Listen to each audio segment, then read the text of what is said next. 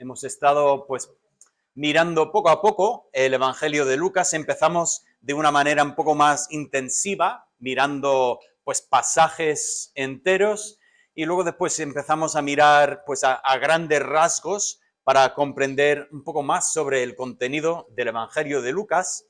Pero hoy pues hacemos un pequeño salto, porque hoy, en ese día en que recordamos esa entrada triunfal del Señor, entramos en esa llamada Semana Santa, esa última semana de la vida de Jesús. Pues quería también aprovechar y hablar de estos eventos en esta mañana. Un poco para entender la estructura del Evangelio de Lucas, vimos esa pequeña introducción, los primeros 4 versículos del Evangelio. Edificando sobre esto, pues desde el capítulo 1 hasta el capítulo 4 tuvimos la preparación para el ministerio de Jesús. Luego después entramos en el ministerio en Galilea, entrando en el capítulo 4, versículo 14 hasta el 9:50. Y en esa sección vemos un enfoque en los milagros del Señor. También vemos su enseñanza, sus parábolas. Desde el 9:51 hasta el 19:27 es una sección que se suele llamar el camino a Jerusalén. No es que tarda tanto tiempo en bajar a Jerusalén, pero podéis ver que es una buena sección del Evangelio que se enfoca en ese momento entre el ministerio en Galilea, cuando Jesús ya se retira de Galilea y está pues de forma un poco más itinerado, está pues en los lugares desiertos, enseñando especialmente a sus discípulos. Y después llegamos a esa última sección del libro, el tiempo en Jerusalén, que lo tenemos a partir del versículo 28 del capítulo 19. Así que estamos en esa última sección y, una vez más, no hemos mirado a fondo cada una de estas secciones, pero hemos estado pues mirando, y vamos a volver y mirar más sobre las partes que hemos saltado un poco. Pero entrando en esa semana en Jerusalén, digo que son los últimos días de Jesús. Sabemos que empezamos el domingo y vamos hasta su entrega, y luego después entramos en polémica sobre si su entrega fue lo que es para nosotros el jueves por la noche, o si más bien sería el miércoles por la noche. Bueno, y allí pues hay debates sobre los días y sobre la cronología, pero todo eso importa muy poco. Lo que sí que importa es el relato de los eventos que tenemos en este tiempo. Así que quiero comentar un poco lo que estamos viendo en esa semana de la vida de Jesús. Lo que estamos viendo es un conflicto entre la popularidad de Jesús con el pueblo y lo que es su rivalidad con los líderes religiosos, que ha ido en aumento en los últimos 3 años. Cuando Jesús empezó su ministerio, ¿quién era? Ese de Galilea, de Nazaret. No era nadie, ni estaba en el radar realmente de los líderes religiosos cuando empieza, pero empieza a aparecer en el radar. Sabemos que Nicodemo viene y le hace el comentario: nadie puede hacer las cosas que tú haces si Dios no está con él. Nicodemo dice: ya estamos dudando, estamos preguntando quién eres. Pero conforme avanza, empezamos a notar más y más esa rivalidad, al final la Biblia lo dice, es envidia que tienen los líderes religiosos contra ese don nadie desde su perspectiva. Don nadie, ¿quién es este? Es el hijo de un carpintero de Nazaret. Y sin embargo, están sintiendo esa amenaza hasta el punto que realmente empiezan a rechazar y buscar activamente acabar con él. En un principio deciden no hacerlo durante la fiesta, cuando la gente está, pues ahí, no causar un problema, porque sabían que era muy popular con el pueblo. Pero cuando Judas ofrece entregarle, al final dicen: no hay mejor momento que el momento presente. Y así empiezan en esa dirección que los lleva directamente a pedir la muerte ante los oficiales romanos. Así que bueno, entramos en los eventos de esta semana. Según el Evangelio de Lucas, hay básicamente 5 eventos y yo los he puesto así en orden inverso, porque podemos volver hacia atrás. La última noche en el jardín, ese momento que Jesús ora en Getsemaní, esa oración preciosa que es un modelo para nosotros. ¿Cómo oraba Jesús? No dice el Padre Nuestro en este momento, más bien en este momento ora diciendo, no mi voluntad, sino la tuya. Qué enseñanza para nosotros en cuanto a la oración. Si estamos efectivamente buscando la voluntad de Dios, o más bien estamos cayendo en el error de intentar que la voluntad de Dios sea la nuestra, que Dios se conforma a nuestra voluntad. En el capítulo 22, al principio, tenemos la última Pascua con los discípulos, esa cena memorial que hacían todos los judíos para recordar la noche en que habían salido de Egipto. Pero esa noche Jesús cambia el significado y le da nuevo significado hablando de su sangre derramada, de su cuerpo roto. El capítulo 20-21 tenemos las últimas enseñanzas de Jesús. Lo vemos en el templo enseñando. Y vienen a cazarle, vienen a intentar atraparle en sus palabras. Y sin embargo Jesús sabe contestar a cada uno perfectamente, incluso les lanza una pregunta a él y no saben cómo contestar. En el capítulo 19 tenemos la última limpieza del templo.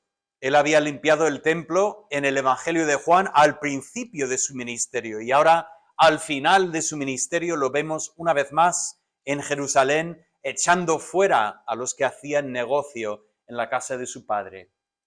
Y con esa mirada hacia atrás llegamos a los eventos que recordamos en este día domingo, ese día en que recordamos la entrada triunfal de Jesús en Jerusalén. Mi propósito en esta mañana es mirar esa entrada triunfal y ver lo que el Señor tiene para nosotros en este pasaje. Empiezo con el plano para que nos situemos. Pido perdón por el plano en inglés, que hay de vez en cuando es difícil encontrar en castellano, pero Betania, ese es el pueblo de Lázaro, de María y de Marta, y ahí es donde Jesús pues viene cuando primeramente llega para la Pascua y como podéis ver está sencillamente al otro lado del Monte de los Olivos. Por lo tanto, Jesús haría este recorrido pues varias veces. Seguramente en su vida había hecho ese recorrido muchísimas veces, pero una vez más en este domingo va a empezar a hacer ese recorrido y cuando va llegando a la parte arriba de la montaña pasa por el pueblo de Betfagé. Y en Betfagé veremos que la historia cambia, y ya lo veremos en un momento, pero cruzando el Monte de los Olivos empieza su descensión hacia Jerusalén, y ahí con la vista preciosa de lo que es el templo y Jerusalén, ahí detrás del templo, el Señor entra en Jerusalén ese domingo en esta semana que será la última semana que tiene el Señor en esta tierra antes de sufrir la muerte, antes de resucitarse, antes de volver a estar con el Padre. Así que con el plano en mente, vamos a entrar en la historia. Lucas nos cuenta algo muy interesante de esta historia. Lo tenemos aquí empezando en el versículo 29. Leemos así. Aconteció que llegando cerca de Betfagé y de Betania, vale, recordamos que él viene de Betania y se acerca a Betfagé, dice, al monte que se llama de los Olivos, envió 2 de sus discípulos diciendo, id a la aldea de enfrente y al entrar en ella hallaréis un pollino atado, en el cual ningún hombre ha montado jamás. Desatadlo y traedlo. Me encanta esta historia. El Señor van por el camino, han hecho el camino muchísimas veces. Siempre había andado el Señor, pero ese día el Señor dice, mira, entrad en este pueblo, vais a encontrar un burro, pequeño, joven, pollino, va a estar atado ahí. Cuando dice que estará atado, ¿qué dice? ¿Qué significa esto? Pertenece a alguien. Tiene dueño. Quiero que lo desates y que me lo traigas. Ahora, yo imagino a los discípulos en ese momento, ¿no? Mirándole, diciendo, ¿cómo es eso? O sea, en nuestro lenguaje suena que está diciendo, vale, vas a entrar en el pueblo, vas a ver un coche, el coche está cerrado, pero quiero que entres en el coche, que lo arranques y me lo traigas. Y los discípulos le miran como, ¿eso se puede hacer?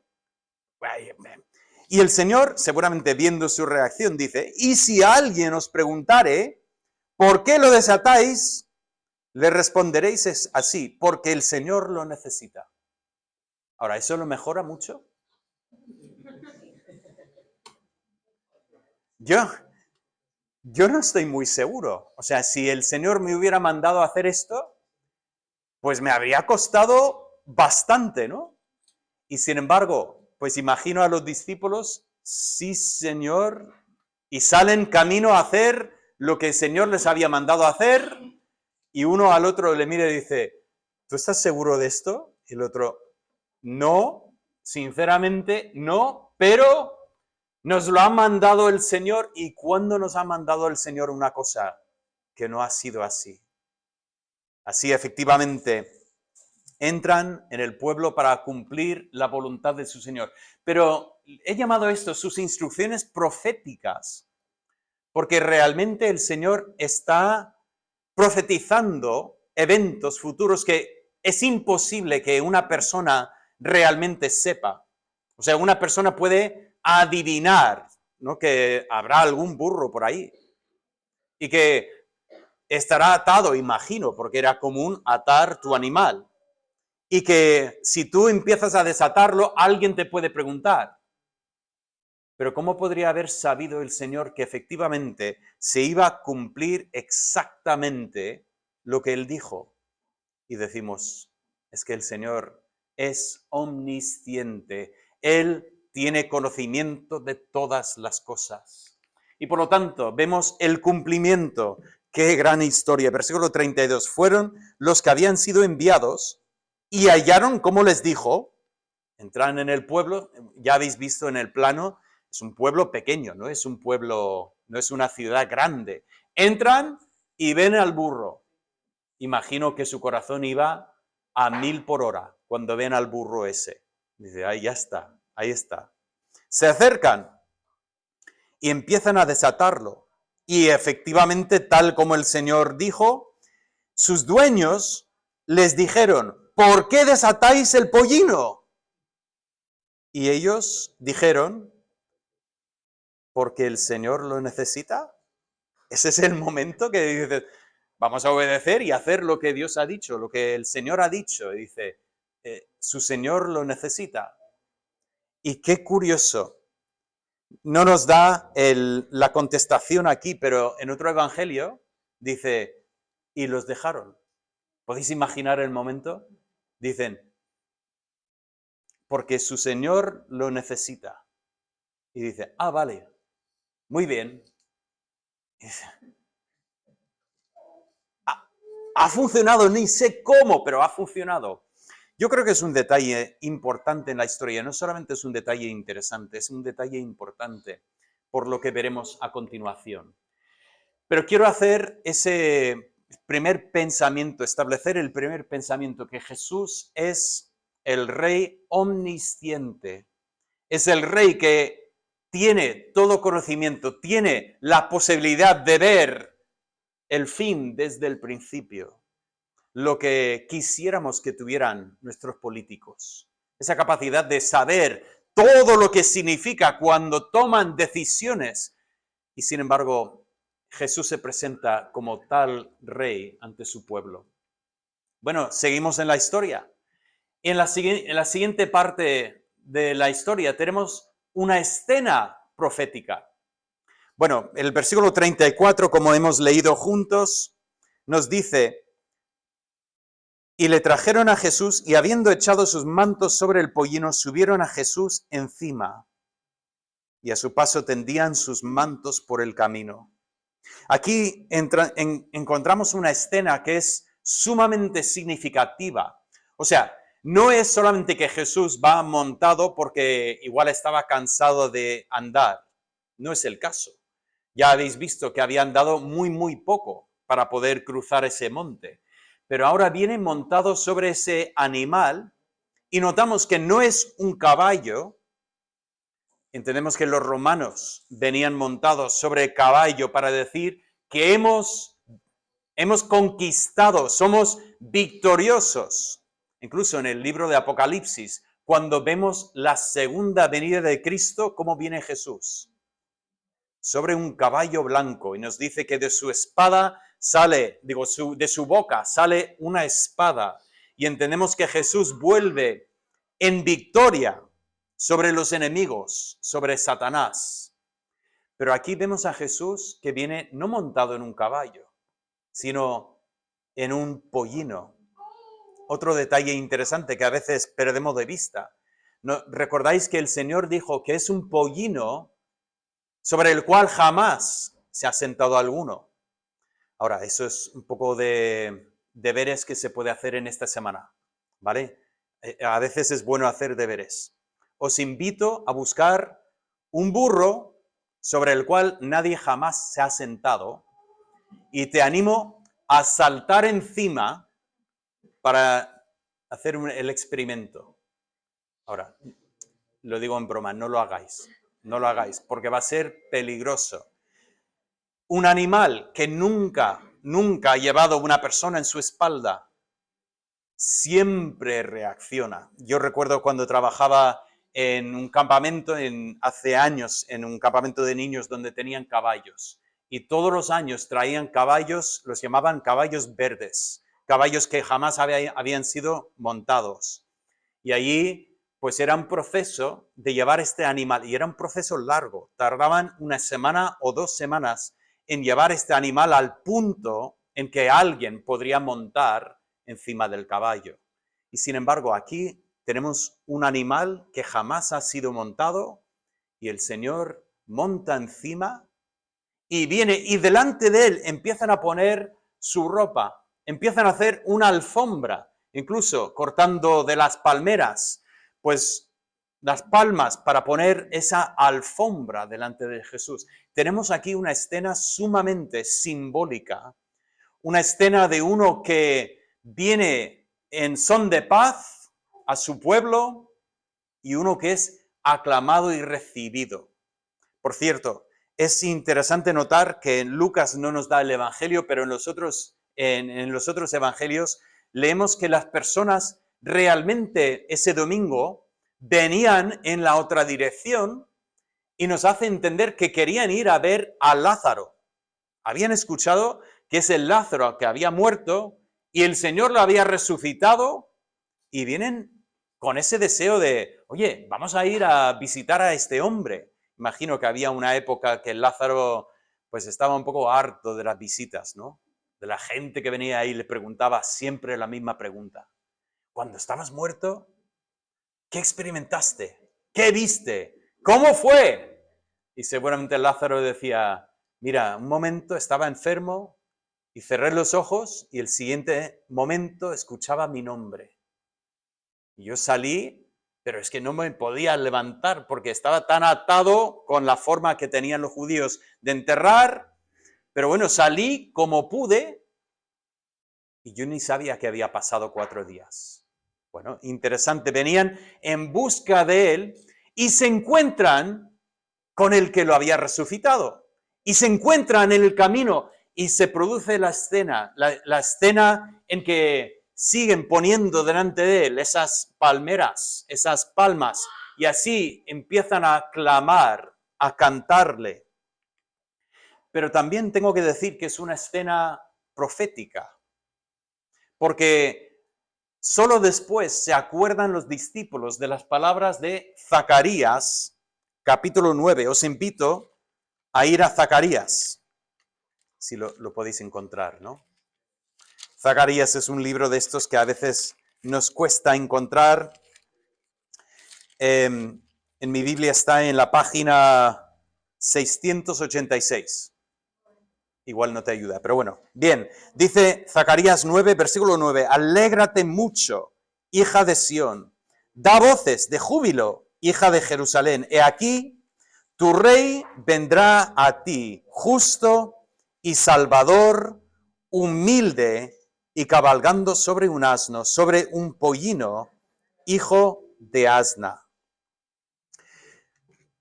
¿Recordáis que os dije que era importante el detalle de Lucas?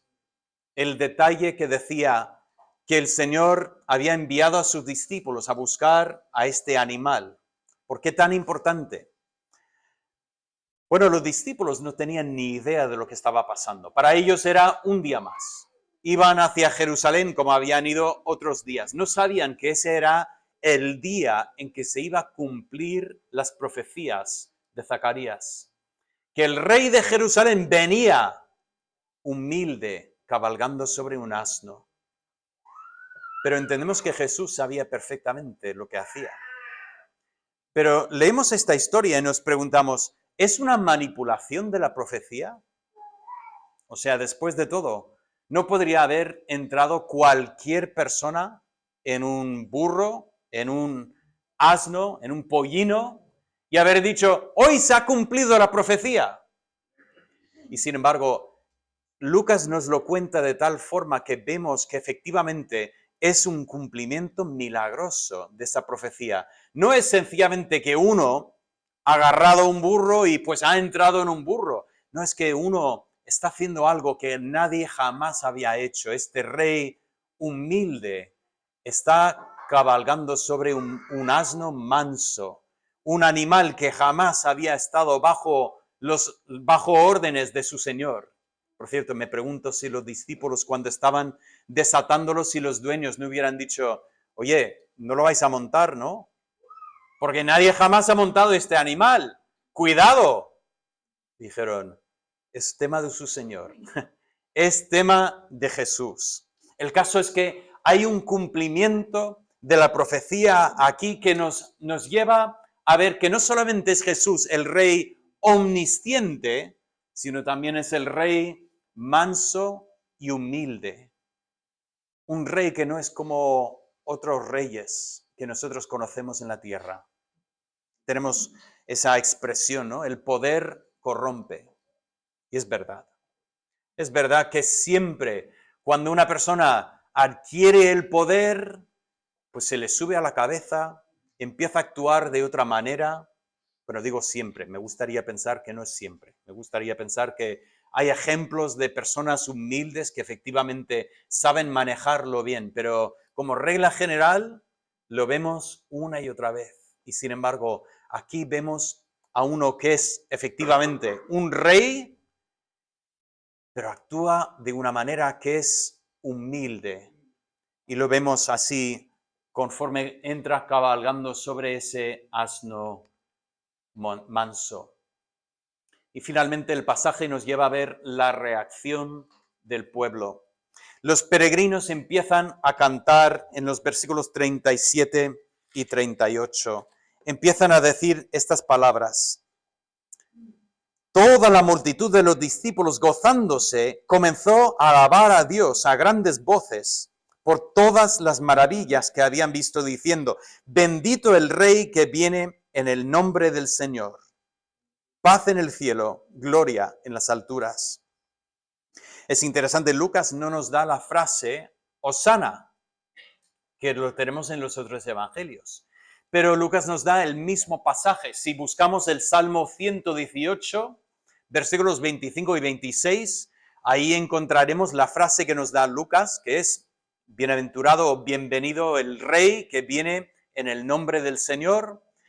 Y si miramos el versículo 25, vemos esa palabra Hosana. ¿Qué significa Hosana? Pues significa salva, sálvanos.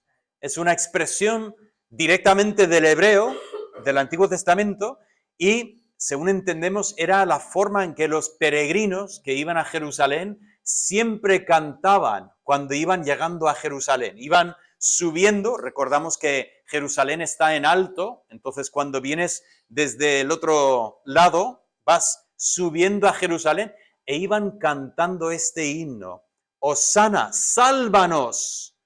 ¿Dónde está la salvación de Jerusalén? Está en el que es el Rey, el que viene en el nombre del Señor. Y así iban cantando normalmente, pero ese día lo empiezan a cantar y lo empiezan a dirigir hacia Jesús. Esas palabras son sumamente interesantes cuando lo ponemos en su contexto. Ahí ven a Jesús que viene en el animal y empiezan a gritar, Hosana, sálvanos, bendito el que viene en el nombre del Señor, el Hijo de David.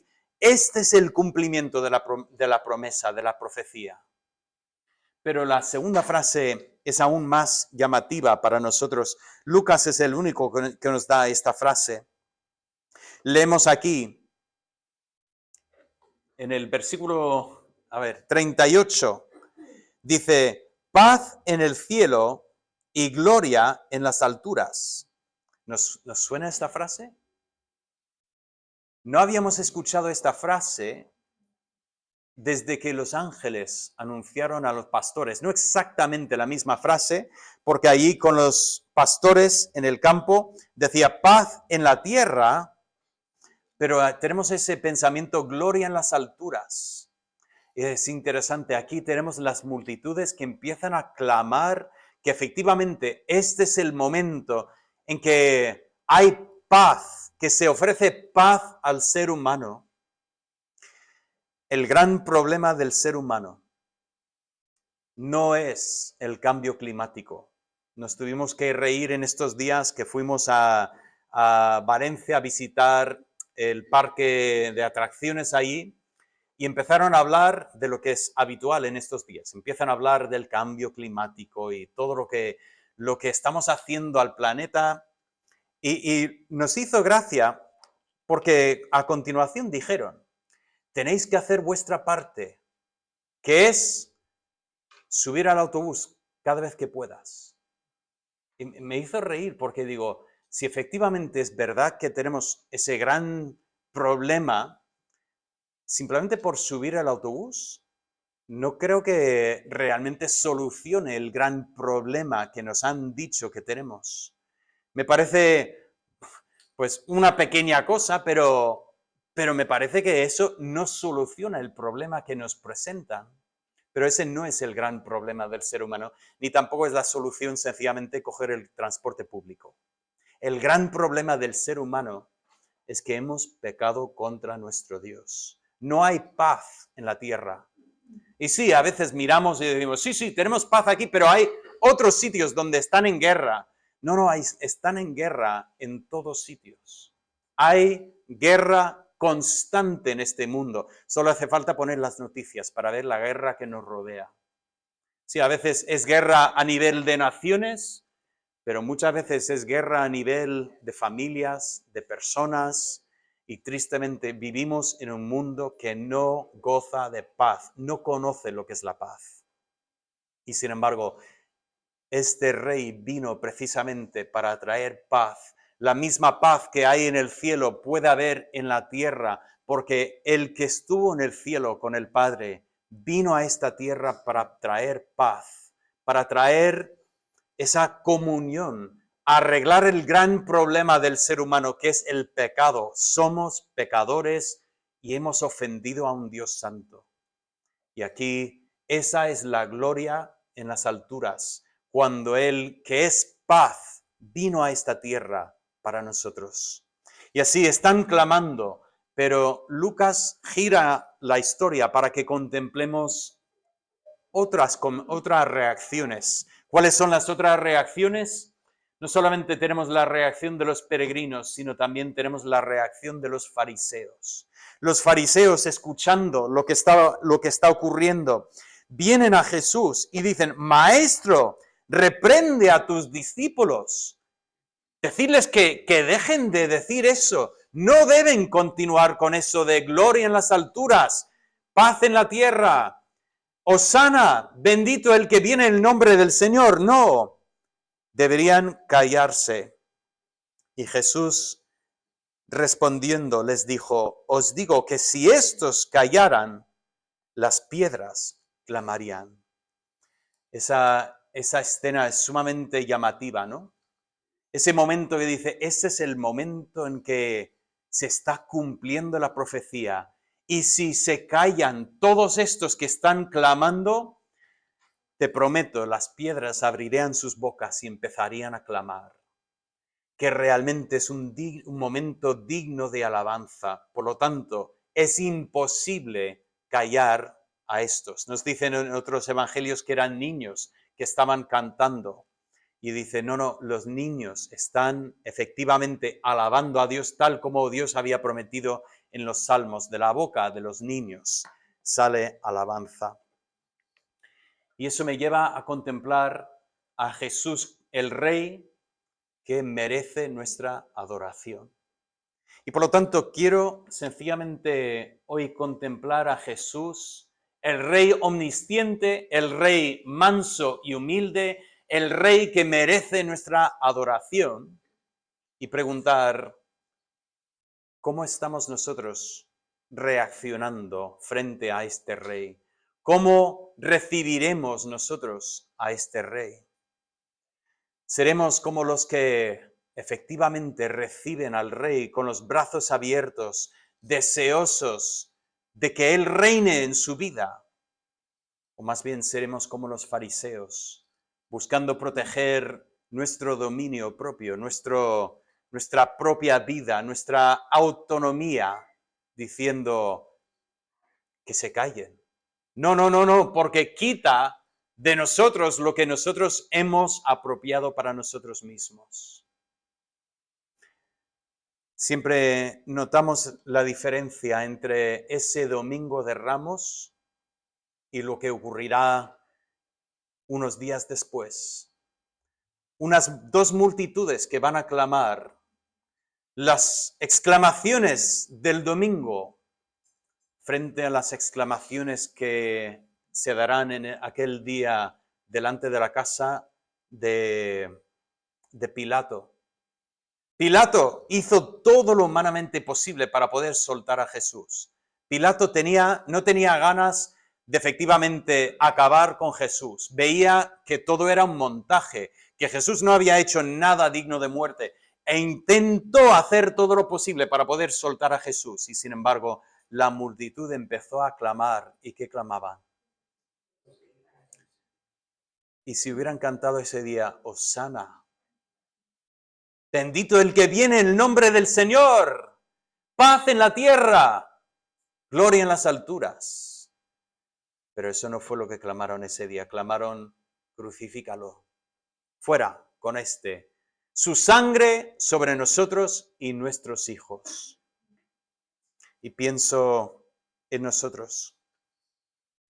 Y hago esta pregunta porque todo depende de nuestra reacción frente a este Rey, ese Rey omnisciente, este Rey profético, ese Rey humilde, ese Rey que merece nuestra alabanza. Si estamos dispuestos a reconocernos pecadores delante de Él y aceptarlo como nuestro Salvador, Él reinará en nuestro corazón.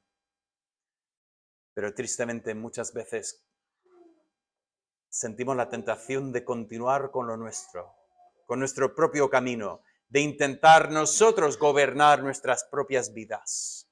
Y tristemente lo que hacemos en este momento es clamar, crucifícalo, fuera, no nos interesa este Rey. Así que pregunto en esta mañana, ¿qué has hecho tú con Jesús?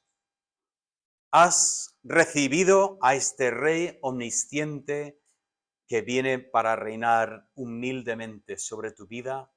No hay mejor vida. Qué bonito es vivir la vida con esa confianza que el Rey omnisciente controla mis días, dirige mis pasos. Hay una confianza increíble en esa vida de fe